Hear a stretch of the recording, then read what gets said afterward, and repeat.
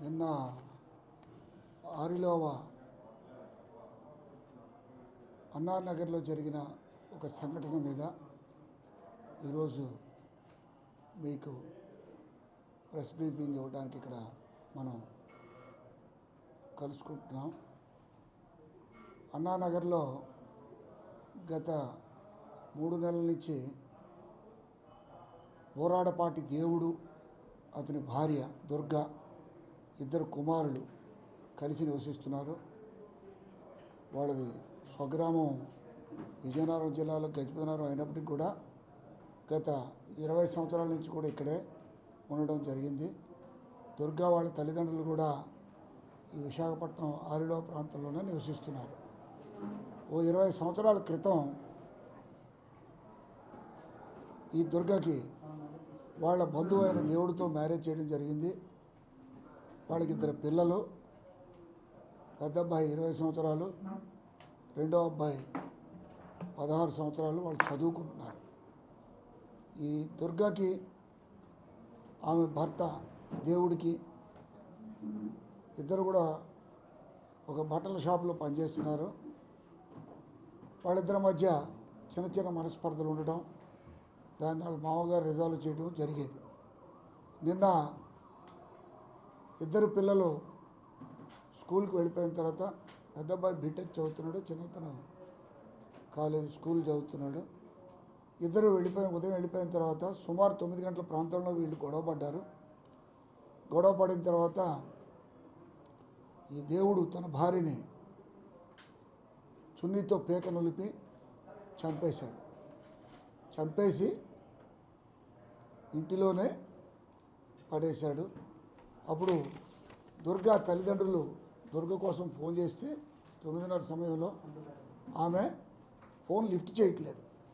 ఎంతటికీ lift చేయట్లేదు ఏంటబ్బా అని చెప్పేసి దుర్గా వాళ్ళ చిన్నాన్నగారు వాళ్ళ బంధువులు ఇక్కడికి వచ్చి చూసేసరికి తలుపు తాళం వేస్తుంది. తలుపు లోపల గడపెట్టుంది. ఇన్సైడ్ హాల్ మెయిన్ డోర్ తీసుంది, ఇన్సైడ్ డోరు వేసింది. ఫోన్లు కూడా బయట ఉన్నాయి. ఎప్పటికీ తీగిపోయేసరికి వీళ్ళు ఆ డోరు పగలగొట్టి లోపలికి చూసేసరికి దుర్గా అనే 32 ఏళ్ల గృహిణి నేల మీద పడి, అంటే గచ్చు మీద పడి మరణించి ఉంది. వాళ్ళు ఇంట్లో చూశారు, ఎవరూ కనపడలేదు. దుర్గా ఏదో విధంగా చనిపోయి ఉంటుందని చెప్పేసి వాళ్ళు, అంటే చనిపోకముందు వాళ్ళు ప్రాణంతో ఉందనే ఉద్దేశంతో హాస్పిటల్ తీసుకెళ్లారు. హాస్పిటల్ తీసుకెళ్ళిన తర్వాత వాళ్ళు చనిపోయారని చెప్పారు. దుర్గా ఏదో కారణాలు వాళ్ళు చనిపోతుందని అనుకున్నారు. కానీ ఆమె భర్తను చూస్తే ఇంట్లోనా లేడు, హాల్లో సెల్ ఫోన్ వదిలేశాడు, కింద బండి ఉంది, కానీ ఇంట్లో కనపట్లేదు. కాబట్టి ఆయన ఎక్కడికో వెళ్ళిపోయాడేమో అని అనుకున్నారు. తర్వాత పోలీసుకి సమాచారం వచ్చింది. మా ఆరిలో సిఐ గారు మల్లేశ్వరరావు గారు, అతని సిబ్బంది కలిపి ఈ డెడ్ బాడీని పరిశీలించారు. విమ్స్ నుంచి కేజీహెచ్కి వెళ్ళిపోయిన డెడ్ బాడీని పరిశీలిస్తే మెడకి చుట్టూ గాయాలున్నాయి. జనరల్గా ఒకవేళ హ్యాంగింగ్ ఏదైనా చేసుకుంటే ఒకవైపు ఉండి ఇంకొక వైపు, ఎందుకంటే ఈ బరువుకి మీదకు ఉంటుంది కాబట్టి ముడి ఒకవైపు గాయం ఉండకుండా ఉంటుంది. కానీ దీన్ని చూస్తే మెడ చుట్టూ గాయం ఉంది. మా ద్వారా ఆరిలో సిఏ గారు సీనియర్ మ్యాన్ దాన్ని ఐడెంటిఫై చేసి సస్పెక్ట్ చేశాడు. ఇదేదో మర్డర్ లాగా ఉందే, పేకప్ పిలికేసినట్టు ఉందే అని చెప్పేసి చూశారు. అప్పటికే సీన్ ప్రిజర్వ్ చేయడం జరిగింది. సీన్ ప్రిజర్వ్ చేసిన తర్వాత ఆ క్లూస్ టీమ్ అన్నీ కూడా చేయడం జరిగింది. అయితే ఈ భర్త కూడా చంపేసిన తర్వాత తలుపులు పగలగొట్టినప్పుడు కూడా, ఆ బంధువులు వచ్చి పగలగొట్టినప్పుడు కూడా ఆయన ఇంట్లోనే ఉన్నాడు, దాక్కున్నాడు, హైడ్ అయిపోయాడు. ఆయన ఆ ఫ్రిడ్జ్ పక్కన దాక్కున్నాడు, ఎవరికి కనపడకుండా. కాబట్టి వాళ్ళంతా ఈయన మొదటి వాళ్ళు అనుమానించలేదు. కానీ ఎప్పుడైతే ఈ మెడ చుట్టూ గాయం ఉండడం ఇదంతా చూసిన తర్వాత వాళ్ళు కూడా అనుమానించడం జరిగి వాళ్ళు ఈ మధ్యన జరిగే గొడవలు, గతంలో జరిగే గొడవలన్నింటినీ కూడా వాళ్ళు కూడా పోలీసులు చెప్పడం జరిగింది, రిపోర్ట్ ఇవ్వడం జరిగింది.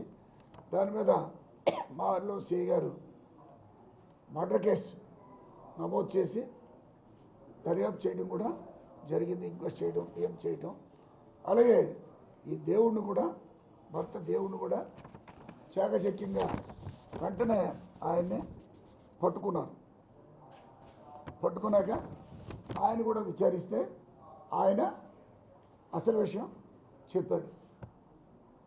ఎక్కువగా ఫోన్ మాట్లాడుతుంటుంది, ఎక్కువగా రెస్పాండ్ అవ్వదు, సరిగ్గా కేర్లెస్నెస్గా ఉంటుంది, ఎవరితో ఫోన్లు మాట్లాడుతున్నావు అంటే చెప్పదు.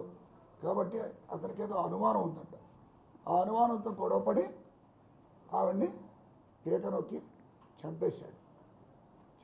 కాబట్టి అతని మీద మర్డర్ కేసు వేసి అతన్ని అరెస్ట్ చేసి కోర్టులో హాజరుపరచడం అనేది జరుగుతుంది. అయితే ఈ క్షణికావేశాలు, ఈ అనుమానాలు కుటుంబాలని నాశనం చేస్తున్నాయి.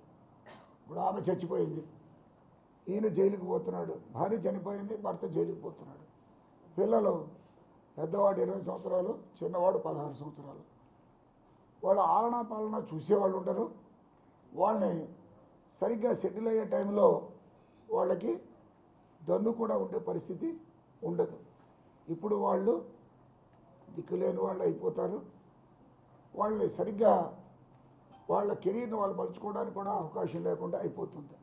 కాబట్టి ఈ క్షణికావేశాలు, ఈ అనుమానాలు, ఇలాంటి దాంతో కుటుంబాలు నాశనం చేసుకోవద్దని, కుటుంబంలో ఏమైనా మనస్పర్ధలు ఉంటే పెద్దల సమక్షంలో పెట్టుకోవాలి, కౌన్సిలింగ్ సెంటర్కి పోవాలి, పోలీస్ స్టేషన్కి పోవాలి తప్ప ఇలా తక్షణమే నిర్ణయాలు తీసుకొని క్షణికావేశంతో చేయడం అనేది మంచిది కాదు.